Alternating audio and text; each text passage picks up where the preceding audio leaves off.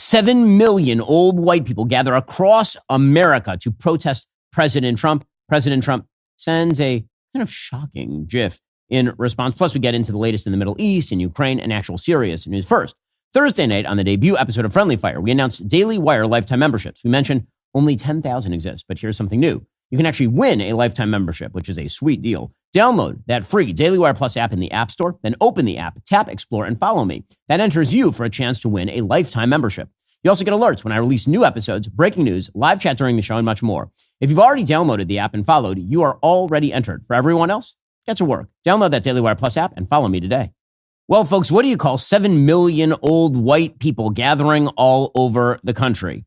Not a Barry Manilow reunion tour. No, it is the No Kings rallies. The No Kings rallies apparently happened over the course of Saturday with 7 million protesters, nearly all of them members of the AARP, gathering around the nation in order to protest kings. Now, you may have noticed we don't actually have kings here in the United States. We have a constitutional republic. And no matter what you think of Donald Trump has actually been subject to the dictates of Congress. He has been subject to the dictates of courts. There are actual laws and regulations on the books that prevent the president of the United States from simply instituting tyrannical power over the rest of the country. And one of the most amusing things about these quote unquote no kings rallies is the supposition by the left that somehow they are opposed to grand expansions of executive power. That is absolute horsepucky. It is nonsense. I'm old enough to remember Barack Obama. I'm old enough to remember Joe Biden, who literally tried to use the Occupational Safety and Health Organization, that agency, in order to cram down vaccine mandates on 80 million Americans. And we had to sue to stop him. I'm old enough to remember the Biden administration because I'm more than 2 years old. And I remember President Biden literally telling the Supreme Court that while they were attempting to stop him from simply getting rid of student loans, he would just go around them and find another way to do it. The idea that somehow people who are opposed to Donald Trump are not opposed to him because of specific policies, but based on a sort of broader rubric of anti-executive power is just ridiculous. It is the Democratic Party in the United States, which writ large has expanded the power of the executive branch wholesale over the course of the last century since the progressive era. Going all the way back to Woodrow Wilson, the expansion of the executive branch of government has been nonstop. It has sort of paused sometimes under some Republicans. It is rarely reversed.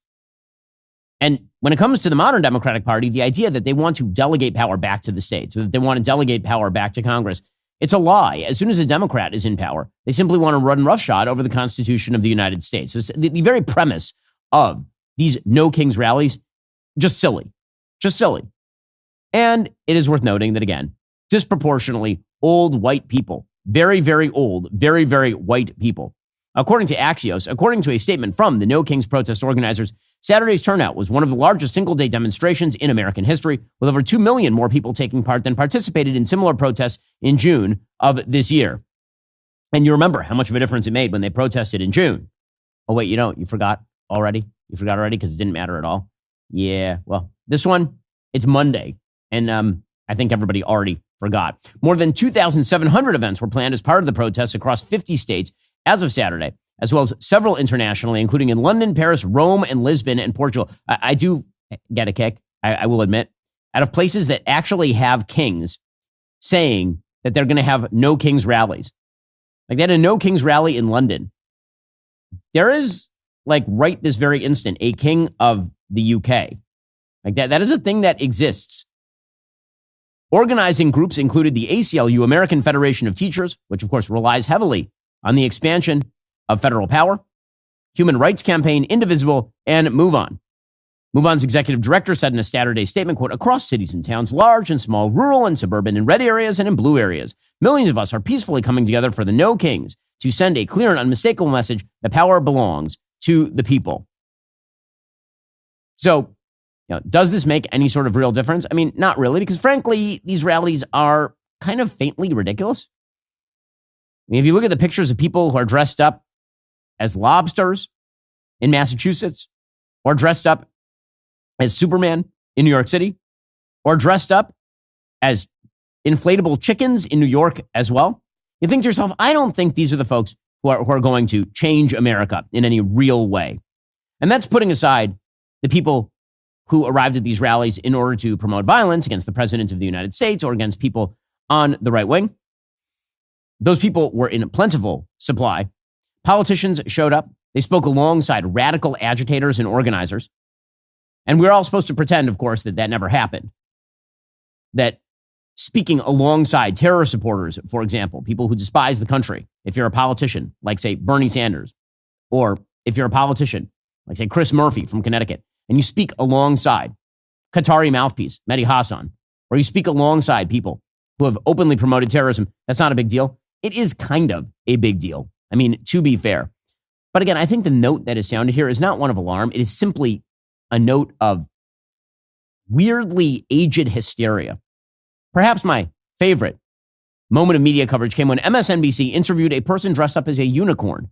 Because a rally is truly serious when people dress up as inflatable unicorns. Here's some of the footage from MSNBC. And again, I always make the note that when we show footage from MSNBC, they should be thanking us because we are tripling their audience.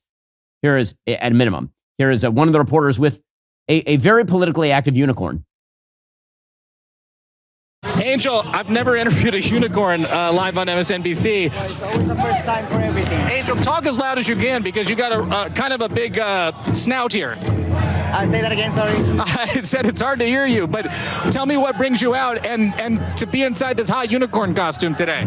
Well, we're here to represent the loving, hardworking community of Los Angeles. We're here peacefully protesting, looking as ridiculous as we can, just so maybe we appeal to the president, because he is a ridiculous leader that is normalizing abuse of power, and we cannot stand and act like nothing is happening. I've never heard a more serious message come out of a pink unicorn.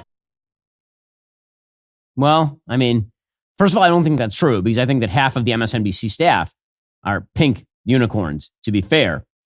But it was an impressive showing, a truly impressive showing with great intellect arriving. People like, for example, John Cusack, who took some time off from his wild anti-Semitism to rip into President Trump. I need to hear from the guy who was last relevant when he was standing outside an apartment complex holding a boombox in a movie from the 1990s. Here we go. You're a storyteller. What is the story of Chicago? Go to hell.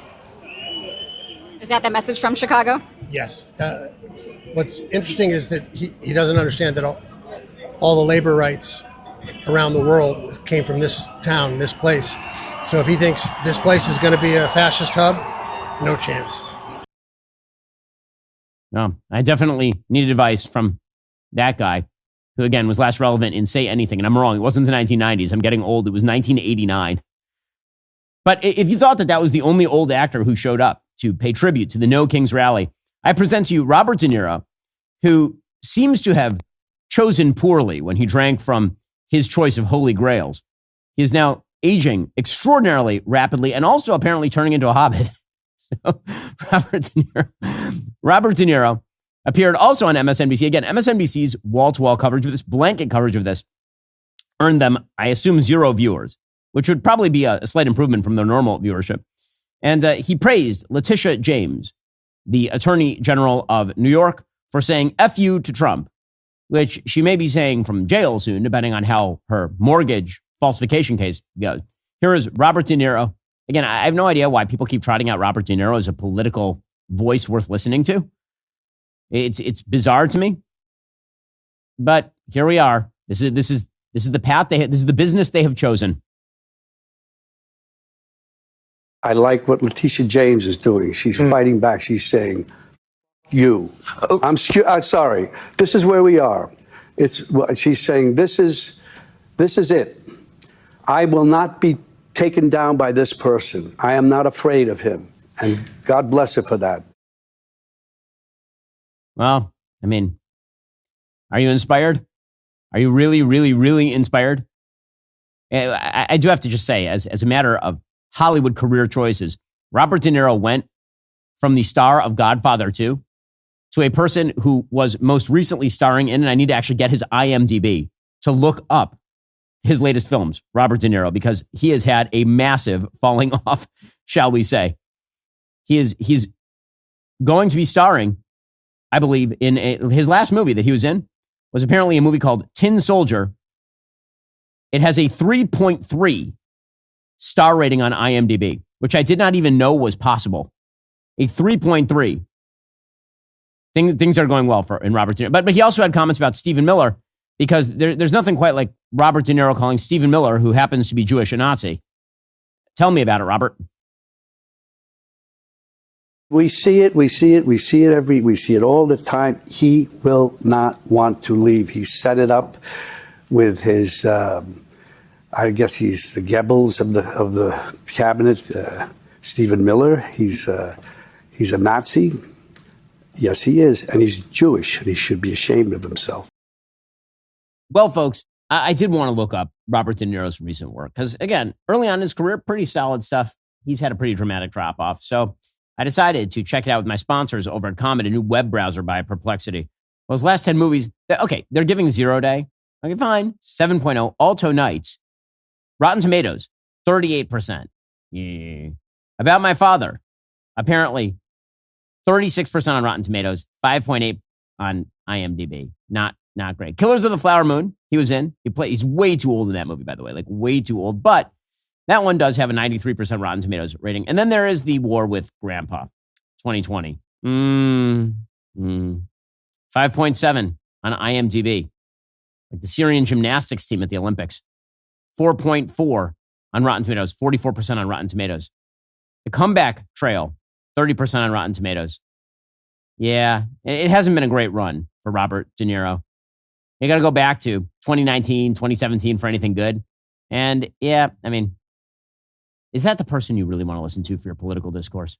All right, coming up, Hakeem Jeffries says that this No Kings rally is the most American thing that has ever Americaned. I have some questions. First, buy gold and get free silver. That's right. For every $5,000 purchased from Birch Gold Group this month in advance of Veterans Day, they will send you a free patriotic silver round that commemorates the Gadsden and American flags. Look, gold just hit $4,000 an ounce. It's up over 50% since the beginning of the year. Some people might have told you that something like that might have happened and may have bought gold themselves.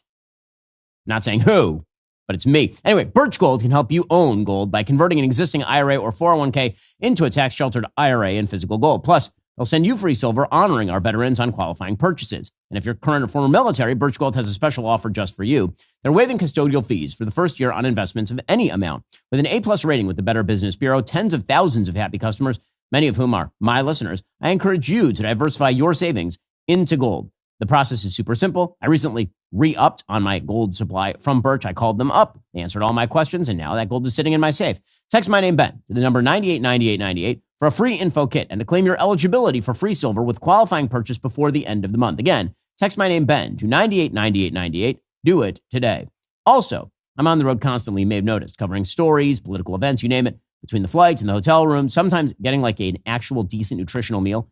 That goes out the window. Here's the thing. I've got a wife and kids at home counting on me to stay healthy and, like a big company. That's why I started taking Balance of Nature's fruits and veggies supplements. These are the original whole food supplements, 16 fruits, 15 veggies, freeze-dried into capsules.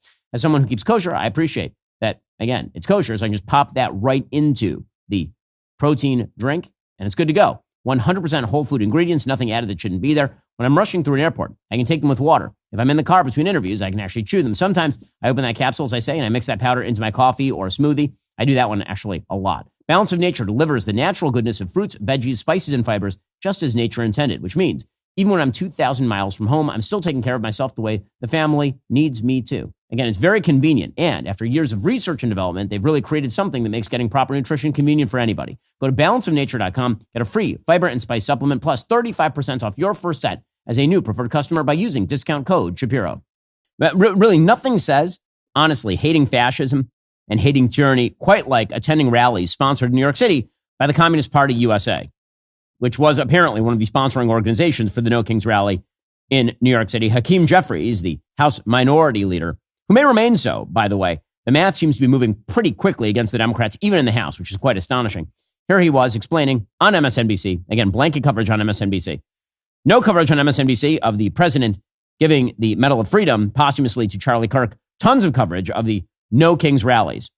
Here he was with Ali Velshi explaining that these rallies are going to be so American. They're going to be so American. You're going to love it. You're going to love it. It's going to be it'll be like apple pie and transgenderism, because that's what Americanism is, according to top level Democrats. Here we go.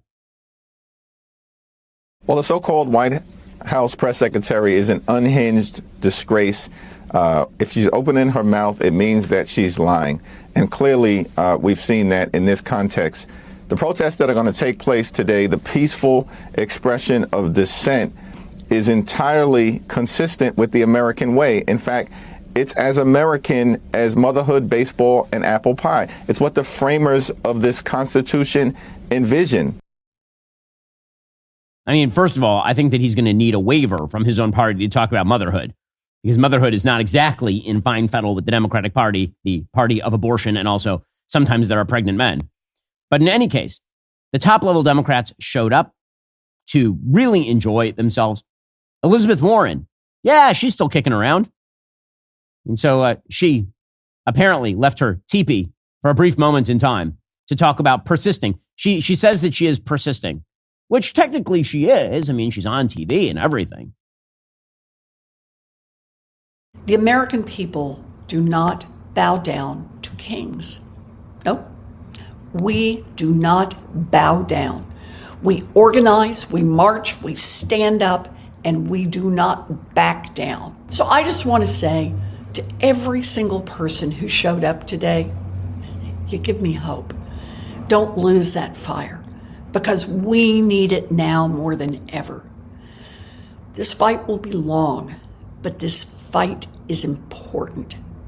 Today and every day, we persist. I can't believe she's still trying to make fetch happen. Remember the still she persisted thing? Yeah, that's back when she was running for president.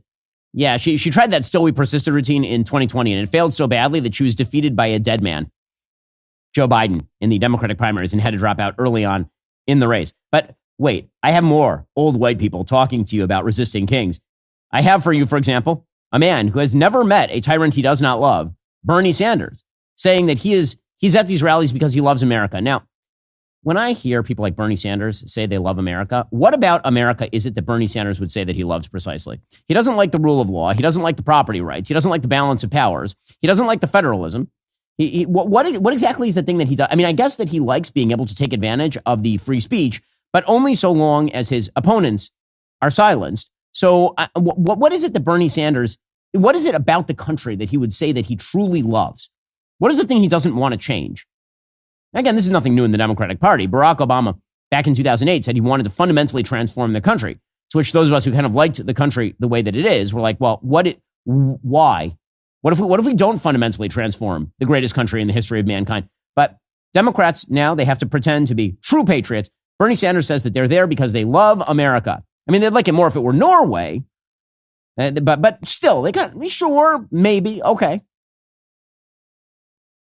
The Republican Speaker of the House called these rallies hate America events. Boy, does he have it wrong. Millions of Americans are coming out today not because they hate America. We're here because we love America.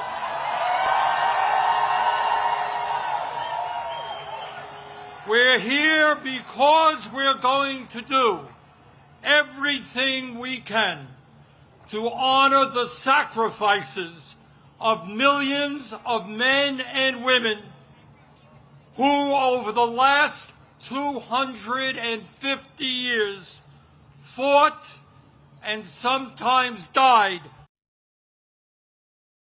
I'm sorry. I can't take him seriously. And nothing you do can make me take him seriously, because he's not a serious person. And the fact that the Democratic Party has elevated him as an ideological thought leader after spending his entire life being a useless pustule on the ass of American society, it's absolutely beyond me. But don't worry. You wanted more old white people, and so I will give you more old white people. I present to you Senator Tina Smith. She's, 67. She's from Minnesota, and here she was talking about resolute joy on on MSNBC. Yes, the only network that seemed to care about this. Downtown Minneapolis was filled with people, all different kinds of people from all different ages and backgrounds. And I would say that there was a feeling of like resoluteness and also real joy and real sense of solidarity as we came together. And I honestly think the way that President Trump and some of his friends were basically trash talking the folks that were going to show up at these rallies really encouraged more people to show up. There was nothing. It was a very patriotic feeling, lots of flags, and it gave me a real boost. Just incredible levels of joy. Just tremendous, tremendous joy, I think. Like really, really lots of, like, sure. I mean, it was a bunch of people who kept clapping on 1 and 3 instead of 2 and 4 because it's really, really white, but lots of joy happening out there. By the way, you heard Bernie Sanders there talk about how much these people loved America. Well, there were a lot of flags, actually, at these No Kings rallies. I would say there were a shocking number of non-American flags. Over the Washington, D.C. rally, there was a giant Palestinian flag in solidarity with Hamas, of course. And then, of course, over in Los Angeles, there were tons of Mexican flags. There were some American flags, but lots and lots of Mexican flags in L.A. So many, actually, that the CNN reporter noted it. A lot of what I'm seeing that I find interesting, aside from the funny costumes, from the blow-up costumes, a la what we've seen around in Portland over the past few weeks, so we're seeing a lot of Mexican and Mexican-American flags like this one right here. I'm sorry, I'm just going to show you a flag for a second. Like right there, that is what we're seeing time and again. Thank you so much.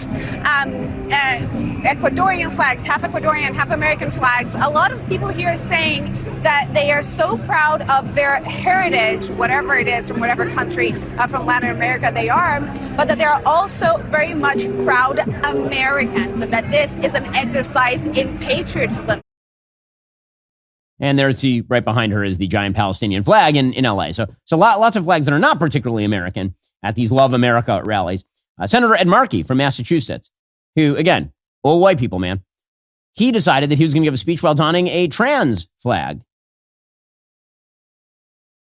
The abolitionist movement, right here. The suffragette movement, right here.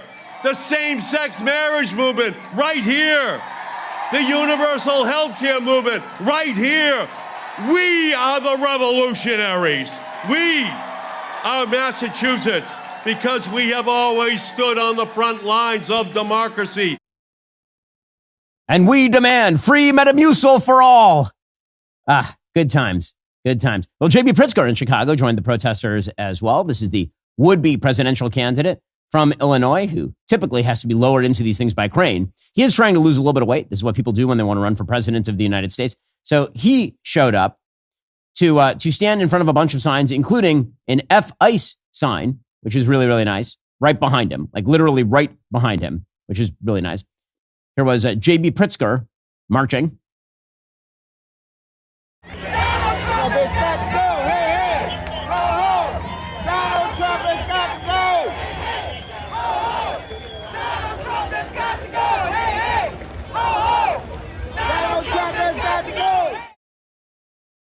Well, listen, I hope for the sake of his bodily health that it was a very short march.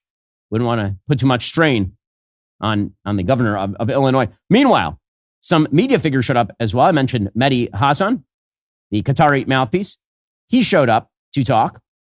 And there he decided that it was a great time to launch into Israel because, of course, it's a protest about Donald Trump and tyranny in America, supposedly. And he was going to talk about Israel and then make some jokes about how Donald Trump's wives are immigrants or something.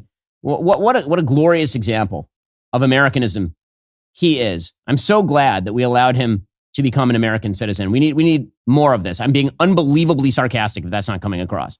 Here he was. Donald Trump, the man who uses Palestinian as a pejorative, as a slur, has no plan for Palestinian freedom, no plan for Palestinian statehood, no plan for justice for the Palestinians who have been massacred and starved and genocided and ethnically cleansed for the past 2 years, including the past 9 months of his presidency. Meanwhile, Israel for the past week has violated the ceasefire again and again, killing Palestinians with impunity. Yesterday they killed 7 Palestinian children during a ceasefire. There is no peace in the Middle East because, as Dr. King said, peace is not just the absence of violence, it is the presence of justice. I need to hear about this from a British-born citizen who was on the Qatari payroll as a member of the Al Jazeera staff for legitimately about a decade. Don't worry, he also appeared, Mehdi Hasan, alongside people like Bernie Sanders, alongside Chris Murphy, and alongside a person named Afeni Evans, a Washington-based DC activist who embraces causes including, for example, support for Hamas and Marxism. According to the Washington Free Beacon, Evans, who No King's organizers listed as an impacted activist over her arrest in August for evading subway fare, has condoned or downplayed various acts of political violence. She mocked calls for sympathy for Charlie Kirk. She said at the time, if you want me to feel bad for that bleep, I can't, I won't, I can't. She said, we live in the most fascistic country in the effing world. She probably loves America also, Afeni Evans. She also refers to Israel as the imaginary state. And on the one-year anniversary of October 7th, said, quote, occupied people have a right to self-defense. And mocked President Trump's injury when he was shot in the ear in an assassination attempt as a, quote, little ear piercing. So, just wonderful. I mean, I'm glad that we had all of these mainstream Democrats appearing alongside all of these crazy people and radical people. And that was fitting because some of the elected Democrats are, in fact, crazy and radical people, including Mayor Brandon Johnson, one of the only non-white people to speak at one of these rallies. Already coming up, we have words from maybe one of the only white people at the No Kings rally. We'll get to that in a moment. First, when Natalia first learned of her pregnancy, she considered abortion influenced by the messaging that she'd been exposed to probably all of her life. But everything changed when she heard her baby's heartbeat. In that moment, she felt a divine calling to continue her pregnancy, trusting that God would make a way forward. Natalia chose life and found herself surrounded by the love, support, and resources she needed. At preborn network clinics, this happens on average 200 times a day because of the support from people like you. Moms who are overwhelmed and pressured suddenly see their child, hear the truth, and realize they're not alone. That moment of truth costs just $28 to sponsor an ultrasound, and an ultrasound doubles a baby's chance at life. Again, this is the most important thing that you are going to do today. It might be one of the most important things that you can do. Now is not the time for silence. It's time for courage, a time for truth, and a time for life. Give now, dial pound 250, say keyword baby. That's pound 250 baby, or visit preborn.com/Ben. That's preborn.com/Ben. Dial pound 250, say keyword baby to get started. Also, when we started Daily Wire, it felt like we had to figure everything out on the fly. Editorial guidelines and studio setup and production schedule and branding. It's hard to build a business. You need to make decisions all the time. Finding the tool that simplifies everything when starting a business is a game changer and a lifesaver. And for millions of businesses, that tool is Shopify. Shopify is the commerce platform behind millions of businesses around the world and 10% of all e-commerce in the United States. We even use it for our own Daily Wire shop to make sure things are running smoothly and efficiently so you can get all the goods. You might be asking, what if I can't design a website? Or I'm worried people haven't heard of my brand. Well, not a problem. Shopify's got you covered from the start with beautiful, ready-to-go templates that match your brand style and help you find your customers through easy-to-run email and social media campaigns. If you need a hand with everyday tasks, their AI tools created specifically for commerce can help enhance product images, write descriptions, and more. Plus, their award-winning customer support is available 24/7 to share advice if you ever get stuck. Turn those dreams into and give them the best shot at success with Shopify. Sign up for your $1 per month trial and start selling today at shopify.com/Shapiro. Head on over to shopify.com/Shapiro. That's shopify.com/Shapiro. Mayor Brandon Johnson of Chicago, who has an approval rating lower than cancer, he says that President Trump is somehow a king shifting money to the wealthy, as opposed to the mayor of Chicago making sure that as many people can be shot in the streets as humanly possible. Donald Trump just shifted the largest concentration of upward wealth into the hands of the ultra-rich and large corporations in the history of this country.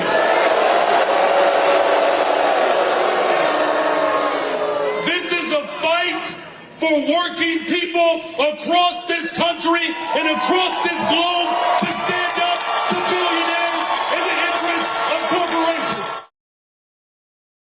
And he has a sign next to him that has ICE crossed out. Because nothing says I love America like going after the Immigration and Customs Enforcement agency that ensures that people can't willy-nilly simply cross our borders. Solid stuff. Now, were these protests just a bunch of moderates who are upset at the excesses of the Trump administration, or were a lot of people who shut up kind of nutty? Well, we do have some nuts in the crowd, at the very least. Here, for example, is one No Kings protester saying, sure, I'd kill Stephen Miller. Who are you going to kill? This person's carrying a sign that says, would you like to kill Nazis with me? Nazi. What do you mean? It's pretty... In this context, who's a Nazi? Stephen Miller's a Nazi. So you're going to kill Stephen Miller? If I had the chance, yeah, I would. I don't know if that's something I'd say on camera, bro.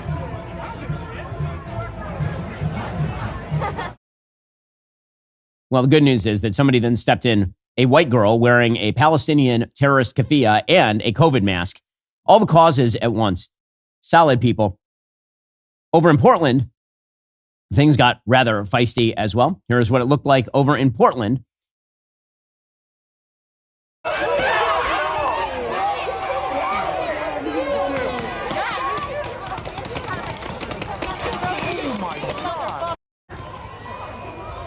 See, there are people on the roof apparently having to fire rubber bullets or paintballs at people to get them to back off from the police.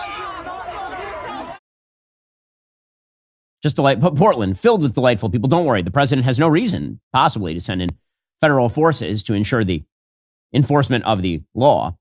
Meanwhile, one No Kings protester, who it turns out is actually a teacher, because this is the kind of person you want teaching your kids at a public school, apparently. Here she is making a motion that is a direct reference to the murder of Charlie Kirk being shot in the neck. Hey! You ever heard of She's also carrying a Mexican flag, by the way. Seems like a nice person as well. And a No Kings organizer named Bethany said, yeah, don't worry, it's all good people here. People like Antifa.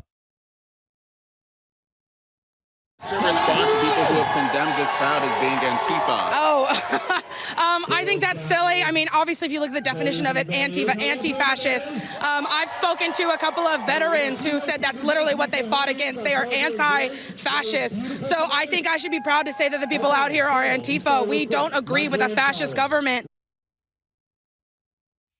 So, in the end, is any of this going to make a large-scale difference in the body politic? Probably not. Lets people blow off their steam a little bit. Really let some people go out there and enjoy some Michael McDonald's era Doobie Brothers or something. Some Kenny G. Again, very, very, very old and very, very, very white things happening over at this president. President Trump did have a response to it. He was on Air Force One. He said, they keep calling me a king, and I am not, in fact, a king. That is silly. Here's the president. I think it's a joke. I looked at the people. They're not representative of this country. And I looked at all the brand new signs paid for, I guess it was paid for by Soros and other radical left lunatics. It looks like it was. We're checking it out. The demonstrations were very small, very ineffective, and the people were whacked out. When you look at those people, those are not representative of the people of our country. Mr. President, besides San Francisco... And by the way, I'm not a king. I'm not a king. I work my ass off to make our country great. That's all it is. I'm not a king at all. I mean, again, President Trump would be the first person to declare himself a king if he were one. The whole thing is unbelievably silly. And I think the president did have a well thought out, fully considered, and rhetorically accurate response to these protests. Here's what he posted on Truth Social, just as Abraham Lincoln would have done.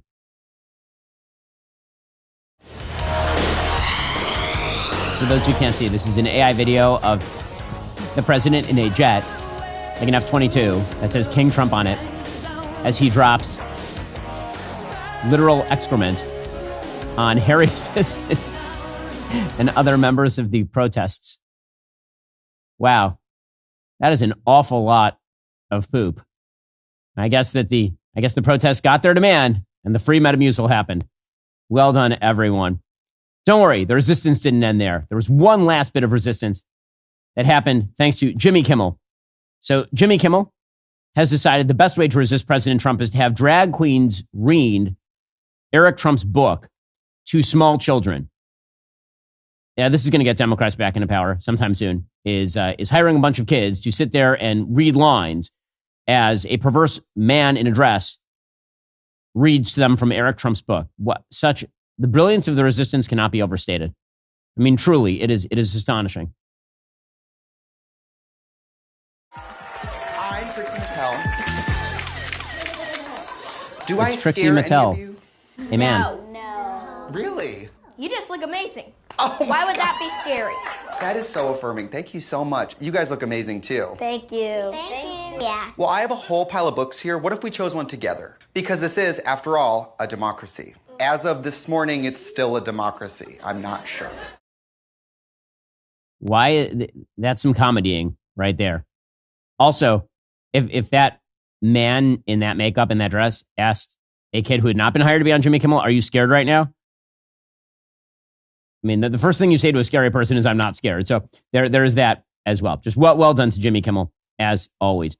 All right, coming up, Zohran Mamdani continues as the front runner in New York, and apparently he will be the mayor, or looks like he will be the mayor, even though he likes to pal around with terror supporters. First, with the holidays just around the corner, companies are getting ready for their busiest time of the year by looking for all sorts of extra help. It's not just retail these days. You'll find businesses searching for people to work at winter festivals, wrap gifts, help with big events, manage deliveries, even step in as personal shoppers. There's a real need for anyone with handy skills, event experience, or special licenses, since those roles aren't always easy to fill when demand spikes. Whether you're hiring for one of those roles or any other role, the best way to find the perfect match for your role is on ZipRecruiter. And right now, you can try it for free at ziprecruiter.com/dailywire. As a business owner, I can really appreciate how ZipRecruiter's technology quickly matches job postings with qualified candidates, so you're not wasting days sifting through the wrong applications. Plus, you can instantly see how many people in your area are actually qualified for a position. That helps you make hiring decisions a lot faster. You can even reach out to top candidates directly from their resume database, making the recruitment process smoother and more efficient. Let ZipRecruiter find the right people for your role, seasonal or otherwise.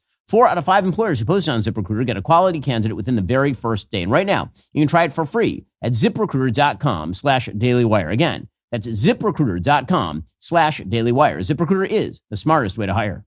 Meanwhile, the New York election is just around the corner. Zohran Mamdani continues to be the front runner in that election. The polling shows that he actually has a bit of trouble with Andrew Cuomo in a one-on-one race. According to the New York Post, he is in a virtual dead heat with Andrew Cuomo. If Republican Curtis Sliwa drops out, it's time to drop out. I like Curtis. Curtis is wonderful. Curtis, drop out. Enough. You're not winning. There's no reason for you to be labeled the spoiler in this race. Get out. If Sliwa stays in the race, Mamdani takes 43.2% of the vote. Cuomo takes 28.9% and 19.4% for Sliwa. If he drops out, then apparently Mamdani is at 44.6% and 41% are with Cuomo, which is within the margin of error. Apparently, the findings show 78% of undecided city voters are 50 or older, because older New Yorkers back Cuomo. That actually cuts in favor of Andrew Cuomo.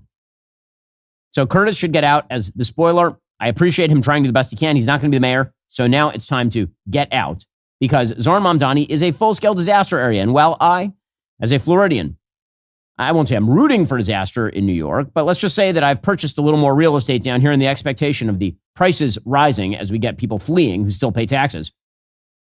But I still actually like the country and would like to see New York not governed by a terror-supporting Marxist. That'd be a good thing. When I say he's a terror-supporting Marxist, I mean that absolutely literally. According to the New York Post editorial board, Zohran Mamdani visited on Friday Masjid at-Taqwa, the Bedvoy Stuyvesant Mosque of Imam Siraj Wahhaj. Prosecutors list Wahhaj as an unindicted co-conspirator in the 1993 World Trade Center bombing. Many members of the plot were members of his mosque. He even publicly defended the conspirators and insisted the FBI and CIA were somehow the real terrorists. He testified in open support of Sheikh Omar Abdul Rahman, that is the blind sheikh who was linked to multiple terror attacks and convicted in the 1993 plot to bomb multiple New York City landmarks. Apparently, Mamdani showed up to deliver a smiling selfie, and that's after, I guess, if Andrew Cuomo had gone there and delivered a smiling selfie with a terror supporter, that somehow that had been better, because Mamdani, you remember, chided Cuomo on stage for not being able to name the mosques he had visited, which I didn't actually realize was a prereq to becoming mayor of New York, was naming the mosques you have visited. By the way, I don't think that you should have to name the synagogues you visited either as a prereq to becoming the mayor of New York. It seems like not being pro-terrorism or pro-communism would be good starters. Not being pro-crime and pro-prostitution, that might be a good starter. Daniela Greenbaum Davis, who's written for the New York Times, Wall Street Journal, Washington Post, among others, She points out everyone knows Mamdani as a DSA socialist from Queens. What's less well known is that his entire political network traces back to Linda Sarsour, who, of course, is a longtime terror supporter, and her mentor, Imam Siraj Wahhaj. In 2018, Sarsour placed Mamdani on the board of the Muslim Democratic Club of New York, her own vehicle to elect ideologically aligned Muslim candidates. That board also included a bunch of people who had past roles in CARE or ICNA, both groups that have been linked by various sources to support for Hamas. Sarsour called Wahhaj her mentor and Mamdani her Habibti, beloved in Arabic. And we just mentioned Wahhaj a moment ago. So, yes, it turns out that all the accusations about Mamdani being warm toward the jihadis, well, I mean, we could tell that from the things he was saying about globalizing the Intifada and his unwillingness to say that Hamas should disarm. Turns out all of that is true, and the Democratic Party has no systemic immunity to this sort of stuff. Now, again, we have had a bunch of conversations over the course of the past few days about people who you should and should not associate with in politics. If you're a free human being, you get to make those choices. The fact the Democratic Party continues to massage Zohar Mamdani as the future mayor of New York demonstrates a full-scale lack of capacity to think morally in any way. Hakeem Jeffries has not endorsed Mamdani, but he says, listen, I look forward to continuing the conversations. My goodness. You still haven't endorsed Zohran Mamdani, have you? I have not. And why is that? Well, as I've indicated, I expect to have a conversation with him at some point this week in advance of early voting, which begins next weekend in New York City. And we'll certainly have more to say about the mayor's race and about our Democratic nominee prior to early voting beginning. Just sad. Honestly, quite sad. Okay, meanwhile, speaking of Hamas and its supporters, Hamas has been violating the ceasefire that the President of the United States negotiated with a bunch of Arab countries, European countries, and Israel. 20 live hostages came home. There are some 15, 16 hostages, dead bodies of hostages that are still being held by Hamas as bargaining chips at this point. And Hamas has been summarily slaughtering people in the portion of the Gaza Strip that Israel has pulled back to. People should remember this. All the calls for Israel to stop the carnage in Gaza and all the rest of this. The only force that was attempting to extirpate Hamas with any sort of efficacy in the Gaza Strip was the IDF. And when Israel pulls back to borders that are not inside some places like Gaza City, what happens? Hamas immediately starts to flex its muscle and literally pull people out into the streets and then shoot them to death. Hundreds of people over the course of the last week or so. To complete deafening silence from all the same people who were complaining about the human rights of Palestinians 5 seconds ago. When Hamas is putting bullets through skulls deliberately of its political opponents, everyone just goes quiet. Weird how that works. Strange, you might say. By the way, the European Union is still apparently talking about sanctions on Israel after the deal. Here, by the way, is what the borders currently look like. So the borders of the Gaza Strip. Okay, so Israel has pulled back to the yellow area. So if you think of the Gaza Strip, for those who are not watching but listening, if you think of the Gaza Strip as sort of an off-kilter long rectangle, then there's a smaller long rectangle that is inside that rectangle. That is the area that Israel is no longer operating within. And then there is sort of an edge border that ranges anywhere from a couple of miles to 0.9 miles wide, a sort of buffer zone all around that narrower area. Most of the population is in, of course, that narrower area. And Israel has pulled back. That, by the way, is not good for law-abiding Palestinians who actually wish to live in peace, because Hamas is simply pulling people, again, out of houses and then murdering them. But they're not just doing that.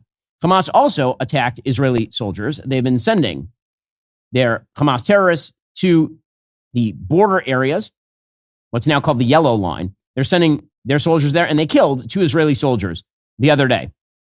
And Israel immediately responded, because the only way that you ensure that a ceasefire holds up is if somebody violates the ceasefire, they have to be punished for it. That's the way that it works. And of course, this had all been presaged by the State Department, which on Saturday announced, according to the Daily Wire, that Hamas could soon violate the ceasefire agreement by attacking Gazans, not just Israelis. The State Department said in a statement, quote, "The United States has informed the guarantor nations of the Gaza peace agreement of credible reports indicating an imminent ceasefire violation by Hamas against the people of Gaza." This planned attack against Palestinian civilians would constitute a direct and grave violation of the ceasefire agreement and undermine the significant progress achieved through the mediation efforts.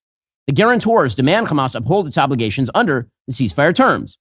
And the message says that if the attack does occur, measures will be taken to protect the people of Gaza and preserve the integrity of the ceasefire. So it's not just a ceasefire between Hamas and Israel. The ceasefire is meant to guarantee the safety of Palestinians in the areas that Hamas is still active. One widely publicized video shows Hamas members dragging 8 men into a public space and then just shooting them to death in front of everybody.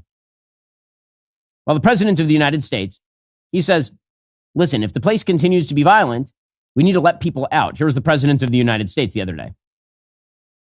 And you said you wanted to develop it. Well, Do you not have me plans for that? Not me as an individual. The U.S.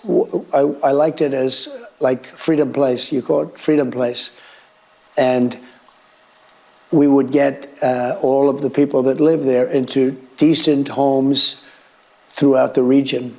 If you look, Egypt has a lot of land. Jordan has a lot of land, right next door. A lot of countries have a lot of land. So I had an initial vision that we would get them.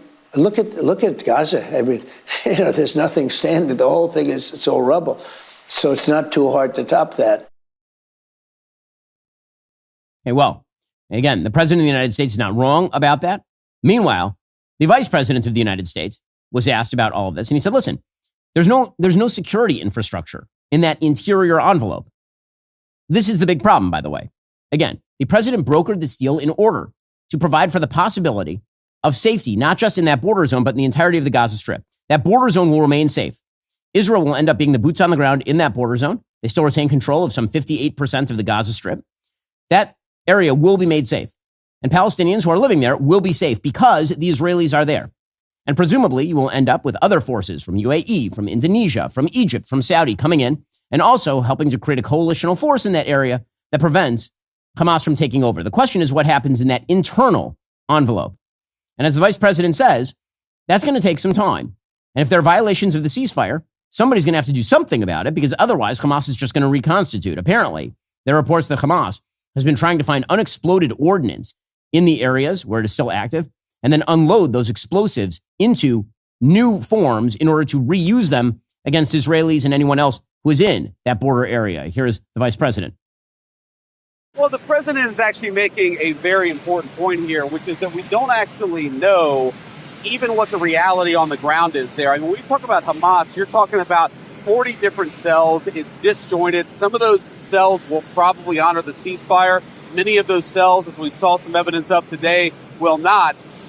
Before we actually can ensure that Hamas is properly disarmed, that's going to require, as we know, some of these Gulf Arab states to get forces in there to actually apply some law and order and some security keeping on the ground. So I think it would be kind of absurd for the president to say, well, Hamas is going to be disarmed 3 or 4 days from now. We don't even have the security infrastructure in place, meaning the Gulf Arab states, our allies, don't have the security infrastructure in place yet to confirm that Hamas is disarmed until you actually go a little bit down the path of this peace mission, of this 20-point peace plan. We're not going to be able to say with confidence that everybody is doing everything that we want them to do. And again, that is the big thing, that what J.D. Vance is saying right there, the vice president, what he's saying there is totally correct. In order for the interior envelope to be made safe, other countries are going to have to step up. If you don't want the Israelis in there doing the policing, then you need the Indonesians or the Saudis or the UAE or Qatar. Qatar, who's spoken such big things about their impact on peace. Qatar could anytime help effectuate a peace by sending forces into the area it doesn't want the Israelis to operate in. Qatar will not be doing that. In any case, what happened is the Hamas attacked Israeli soldiers. They killed 2 of them with an RPG, apparently.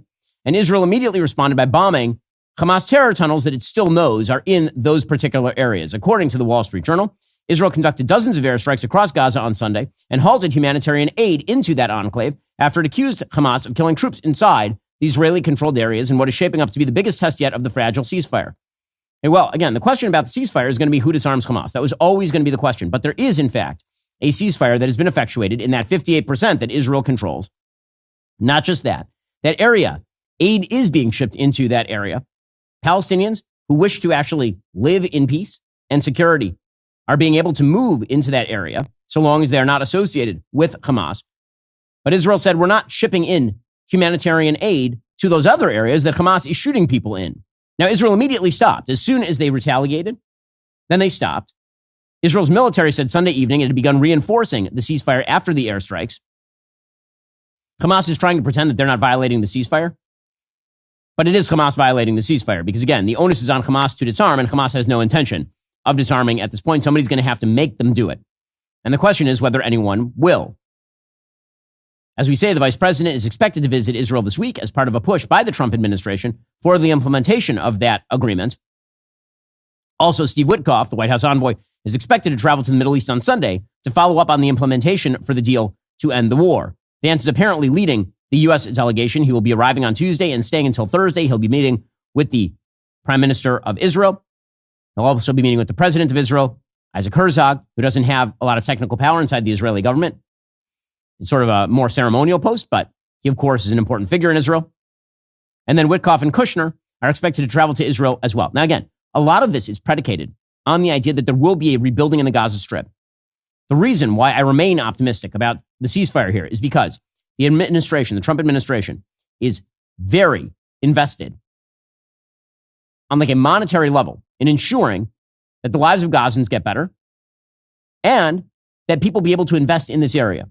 The reason that Trump has broken so many of the gridlocks in the Middle East is because he thinks in terms of real estate. He thinks in terms of economics. And what he thinks is, okay, that yellow area of the Gaza Strip, the so-called green zone now, that Israel controls and that will eventually become part of the interim security force, that area, if it's safe, can be a good place for people to work and for people to build and for people to live and for people to be educated, not in Hamas textbooks or run by the UNRWA, which is a Hamas front group, but instead can actually become the seedbed for something significantly better. And if there is some sort of security force that is non-Israeli that can go into the Hamas-occupied areas of the Gaza Strip, given the fact that Hamas will not disarm, and that was one of the main points of the peace plan, then that will have to happen. And President Trump is saying to these Arab countries and to the Europeans as well, listen, you don't want the Israelis in there. You need to do something about this because otherwise ain't no investment going to get done. You cannot invest in building a hotel in the Gaza Strip, even in that yellow area controlled by Israel right now, but hopefully in the future by interim security forces. You can't build a hotel there with any sense of real complacency or security unless you know that 500 feet away, Hamas isn't rebuilding to attack you. So that is the current state of play in the Gaza Strip. People, I think, are significantly too pessimistic about what's happening over there. Of course, Hamas was going to violate the ceasefire. Of course, Hamas is going to try to hang on to power. The president has made clear that he and America's allies, including Saudi Arabia and UAE, and yes, if Qatar wishes to be useful, Qatar, are going to have to actually get active because either them or it's the Israelis. Those are the choices. There's no third choice where Hamas simply continues to rule in that area of the Gaza Strip. Meanwhile, in less salutary news, the president of the United States is apparently attempting to browbeat Vladimir Zelensky into taking some sort of deal in the Ukraine war. According to the Financial Times, President Trump apparently urged Vladimir Zelensky to accept Vladimir Putin's terms or be destroyed by Russia. Apparently, the meeting between the U.S. and Ukrainian presidents descended many times into a shouting match, according to people familiar with the matter. We'll have to see if the Trump administration denies this or if Zelensky denies this. They added the U.S. president tossed aside maps of the front line in Ukraine and insisted Zelensky surrender the entire Donbass region to Putin and repeatedly echoed talking points the Russian leader had made in their call a day earlier. Now, again, is that useful? If Trump did that, not useful. However, Trump apparently later endorsed a freeze of the current front lines, which is the same position that the United States has been taking for nearly the entirety of the war. Zelensky and his team went to the White House hoping to persuade Trump to supply them long-range Tomahawk cruise missiles. Apparently, the president ultimately declined to do so. During Friday's meeting, according to European officials briefed on the meeting, Trump appeared to have adopted many of Putin's talking points verbatim, even when they contradicted his own recent statements about Russia's weakness. The official said Trump told Zelensky he was losing the war, warning, quote, if Putin wants it, he will destroy you. He also said that Russia's economy is doing great. Now, again, we don't know here what is true or who is leaking. Trump told Fox News on Sunday he was confident about securing an end to the conflict, added that Putin was, quote, going to take something. He's won certain property. Putin made a new offer to Trump on Thursday under which Ukraine would surrender the parts of eastern Donbass region under its control in exchange for some small areas of two southern frontline regions of Kherson and Zaporizhia. Zelensky said he wasn't even understanding what the Russians were willing to give up in those regions. Now, again, over-eagerness for a deal is a sin in diplomacy. Obviously, Vladimir Putin has been upping the ante consistently since President Trump met with him in Alaska. As we know from the Middle East, and is just true generally in foreign policy, there is no substitute for strength. So I hope the president readdresses these rumors. And frankly, I hope he gives the Ukrainians Tomahawk cruise missiles, because there needs to be an elevated level of pressure on the Russians if they are going to come to the table. Meanwhile, the president is taking a very strong position against the drug cartels. On Sunday morning, he lambasted Colombian President Gustavo Petro as a fresh-mouth, unpopular politician who's an illegal drug leader. He said the U.S. would be ending all subsidies to Colombia, effective immediately. And he threatened Petro he better close up these killing fields immediately, or the United States will close them up for him, and it won't be done nicely. And here he was talking about gigantic fields that grow the precursors to heroin or cocaine. He said, as of today, these payments or any other form of payment or subsidies will no longer be made to Colombia. Petro then said his country has never been rude to the United States, but Trump was being rude and ignorant toward Colombia. Now, the reality is that Colombia was, until recently, a country that was significantly more conservative. It was significantly more right. Petro took over since 2022. And if you go all the way back, he was actually a member of a Marxist guerrilla movement. So not a particular shock that he is coming up against the president. Latin America is, in fact, a rich field for the United States to ensure its influence.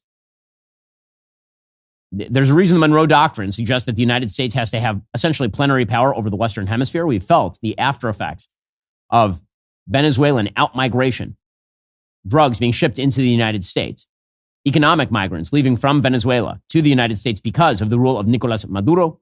We've seen problems, obviously, in the Northern Triangle countries. And so addressing those problems at the root would definitely be good. Another reason why I think that the United States is working closely with Javier Milei in Argentina in order to reshape the map of Latin America. Now, there are a lot of rumors right now there might be an attempt to even oust Nicolas Maduro.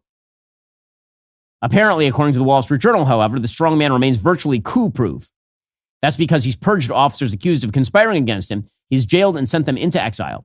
The vaunted intelligence service of close ally Cuba has worked to identify plots and renegades, with intelligence officers placed in every single unit. Any attempt from inside the military, in other words, to come against Maduro is likely to be unsuccessful. So the question is how this gets done. Yeah, it's a similar question to Cuba or Iran or North Korea or any other place where the strongman leader has taken total control over the military. It'll be interesting to see what measures the CIA takes in Venezuela. The president has already said that that is something that is going to happen. Okay, meanwhile, in the odd news of the day, apparently thieves robbed the Louvre yesterday. So this is now the plot of The Italian Job or something. According to the New York Times, the doors of the world's grandest museum had been open to the public for just 30 minutes when two burglars were lifted up onto a second-floor balcony on the building's south side. Their faces concealed, they rode a Montemubles, a truck-mounted electric ladder that is a common sight on the streets of Paris, where it's used to ferry bulky furniture through the windows of apartments. Once they were there, they used grinders to break a window, setting off security alarms, and they burst inside the Galerie d'Apollon of the Louvre Museum. Forgive the French accent. I will maintain as an American that there are far more printed consonants in French than there are pronounced consonants. In any case, they smashed two cases, sounding more alarms, and snatched 8 precious objects, including a royal sapphire necklace, a royal emerald necklace, and its matching earrings, and a diadem worn by Empress Eugenie, that is the wife of Napoleon III, France's 19th century ruler. And then they went back down the ladder to a road shouldering the sign and made their getaway with 2 waiting members of their team on motor scooters. So this is the most brazen theft ever staged at the Louvre. It took place in broad daylight. These are some of the most valuable jewels in France. Unclear exactly how you even traffic those. I mean, really, who's like the fencer who moves those? Pretty amazing. Apparently, in their haste, the robbers did drop a crown made for the Empress Eugenie to wear during the Universal Exposition in Paris, featuring 8 gold eagles, 1,354 diamonds, 1,136 rose-cut diamonds, and 56 emeralds. I assume they're going to melt the stuff down and then sell these pieces individually, but only one person can solve this crime. Inspector Clouseau needs to be back on the job.